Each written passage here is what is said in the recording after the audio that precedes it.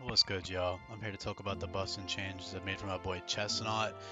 Super cool. Before I get into explaining the type change, the ability choices, and most importantly, all the new move changes, I want to have a quick disclaimer for new viewers to number one, pause the video.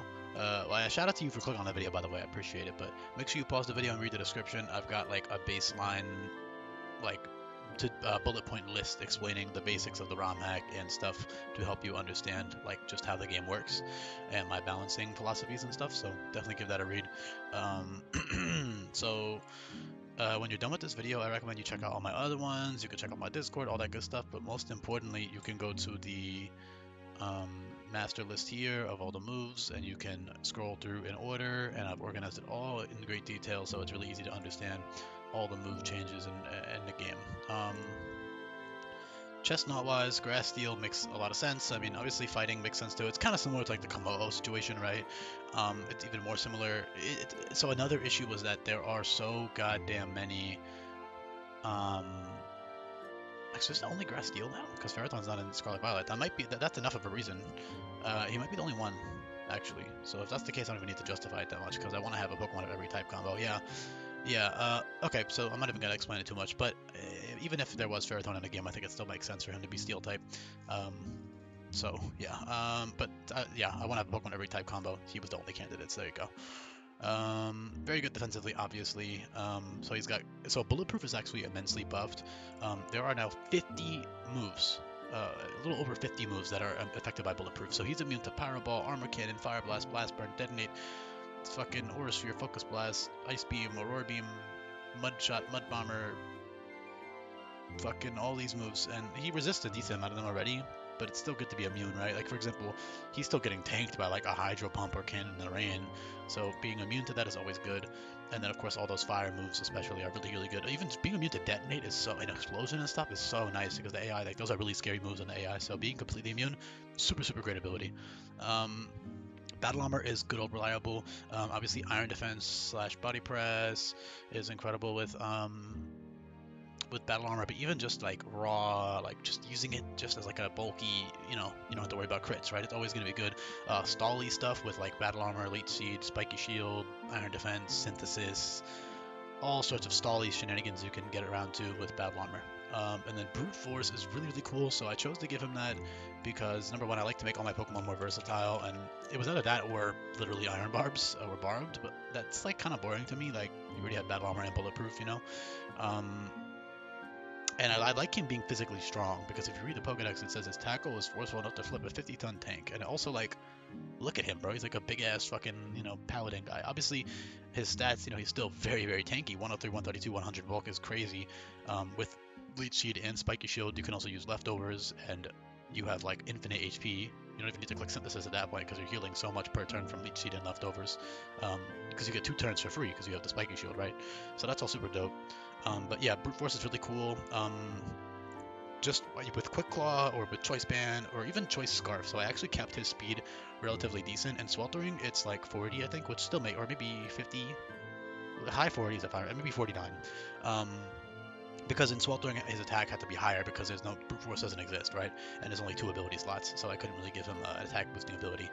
Um, but now I can. So it was either that or Sheer Force, and I think Brute Force is a lot cooler on him. With the whole Pokedex and stuff, and I just think it's cool. Also, like a little bit more restrictive in some ways, which is good. Sheer Force, like I don't know, kind of boring. Gyro Ball, Brute Force is incredibly strong. Gyro Ball gives you -1 or minus one or -2. Might have changed it to -1. It used to be -2 in Sweltering. Yeah, -1 speed each time you click it, which is still really strong with Brute Force, because you just spam that move and there's no drawback. Obviously, you're gonna have to be moving last. You're still gonna have to taking hits and stuff, so it's not as OP as it might seem, but it's definitely good. Even like Iron Defense, Battle Armor, Gyro Ball is pretty great. You can also use it with. Actually, I should probably throw Hammer Arm on there. I put Brutal Bash because I like the flavor with Brute Force, but Hammer Arm is really cool with Gyro Ball. They're the same power. Hammer Arm is better outside of Choice Scarf, but either way you have to switch. So yeah, rest in peace, Brutal Bash. It's fine. Hammer Arm it is. Although now I should probably just. Nah, this is fine. It's fine. Who cares? I want to give him strong steel fighting moves. Excuse me. I want to give him strong fighting moves at this point early on because He lost to fighting typing, so giving him like super high base power fighting moves like super power and hammer arm early on kind of makes up for that. Like it gives him that pseudo stab, you know, at least earlier on. So I think that's cool. Hold on, let me just type in hammer arm. So that's all super dope. And let me, sorry guys, I'm bad at multitasking. I'm trying to fix the format right now. He's super tanky, obviously super offensive. So scarf wise, yeah, I was talking about the choice scarf speeds here. So 59 base speed is definitely usable with choice scarf. I designed it so he's not, because I don't want it to be crazy fast, right? But I wanted to be like reasonably quick. So I gave him, I believe he outspeeds base 90. Yeah, he outspeeds base 90 on the AI, which is pretty good. So anything with base 90 or below, you can outspeed with choice scarf on your chestnut. If you have a plus speed nature, you're even faster. If you have plus speed chestnut, you're outspeeding like base 100, 105 or something, which is really good. But even just at base value, you're still really quick, relatively speaking, for such a bulky Pokemon. So it can be versatile in the sense that you can use it with choice scarf and brute force, or even like battle armor, brute force, or whatever. You have all types of really fun physical grass moves like Vine Lashes, which hits multiple times and drops defense each time, so it's slightly stronger than Seed Bomb overall, and it hits twice. Grass not as physical, Seed Shot is priority, Wood Hammer is recoil, obviously. Frenzy Plant is physical now, so it's physical Leaf Storm. That's super, super strong. That's 130 power. Well, sorry, 140 power, excuse me. So that's incredibly strong with Brute Force because you can send it in, Quick Claw, Frenzy Plant, blow something up, and get out, right? Like I already covered, Gyro Ball is strong. Otherwise, you have Iron Tail, which is just consistent 100 power, which will be stronger than Gyro Ball a lot of the time, especially on the first hit. So Iron Tail will be like your strongest go-to Iron Steel type stab. What else is there? I don't know. I mean, it's super good with stalling stuff, right? Again, that Spiky Shield, Leech Seed stuff with leftovers, or even with any item really, with battle armor, with stuff like that. The pre-evolutions are also really strong, so Chespin and Quilladin are really tanky, and obviously they also still get the Leech Seed, Spiky Shield shenanigans, and they still have battle armor as well, which is great.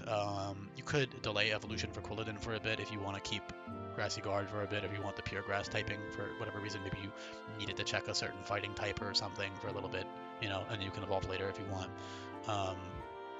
I doubt most people would want to do that because Quilladin isn't the most likable design, but you definitely could, like in terms of stats and abilities. Grassy Guard is great, especially for the early game. Very, very tanky with Leech Seed, Spiky Shield, Grassy Guard. I even give them Mega Drain despite having a low special attack stat because it still heals so much, because it heals 75% of damage dealt, and it's getting a terrain boost under Grassy Guard. So still a great move on them. Seed Shot is really strong, like I said, good solid priority.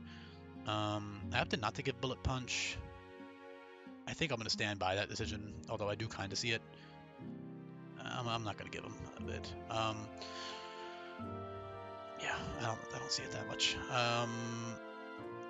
What else is there? Brutal Swing is Dark type, Double Edge. Superpower is the same thing as Frenzy Plant, physical, 140 power, drops attack by -2. Boulder Bash is strong, drops defense guaranteed, but it's weaker than Rock Slide and Stone Edge. Headlong Rush is great over EQ if you're using it purely with Choice Scarf or Quick Claw. If you're using a bulkier set, you probably want Earthquake, but if you're just switching it in, getting a kill, then you're gonna want to use Headlong Rush a lot of the time. Headlong Rush I gave it because I don't know, Pokemon like Hariyama get it, so I think I just see it on Chestnut, like the vibes. I think he has the vibes for Headlong Rush. Battle Cry is incredible with Battle Armor. Battle Cry drops attack and special attack by -2, so with Battle Armor, you're not going to ever be crit, so you can use that for your Spadef, because of course you already have Iron Defense for your Fizdef, but for your Spadef you can use Battle Cry. You can even use stuff like Disarming Voice. Early on, for example, like Disarming Voice Battle Armor. Disarming Voice always drops attack and special attack, so that's all really good as well. That's actually one of your best debuffing moves up until you get Battle Cry, which is kind of funny in terms of dropping attack and special attack at least. So yeah, that's pretty much it, man. Thanks for listening. If you made it to the end, shout out to you. Really appreciate it. I guess I can quickly touch on how strong Brute Force is actually, like in terms of numbers. 114 attack with Brute Force is equal to... Hold on. 316, 474, which is like... Yeah, like 190. Yeah, 187. Yeah, 187 base attack, so he's really fucking strong with Brute Force. Keep in mind, you can't switch your moves, so there's a fair drawback reasonably, although in-game... there's a reason I usually only give this ability to slower Pokemon, is because with Choice Scarf it's so fucking OP in-game, because Choice items in general are OP in-game, because the AIs that we're switching, so it removes pretty much all the risk of using the items. Of using the items, which is also why added a lot of drawbacks on moves that you can't use them twice in a row, so you can't spam them with choice items brainlessly. So yeah, thanks for listening. Shout out to you. Drop a comment if you made it to the end, y'all. I'll be back for more. Oh, last thing I guess I can say is Baton Pass is fucking great. Just either as a pivot option, with like, just like a bulky spiky shield, leech seed, Baton Pass, whatever. But also just with battle armor, right? Because you can boost up your defense and then Baton Pass it. But I would be using it more as a pivot tool. I think it's cool, which is why I gave it. So yeah, peace, y'all.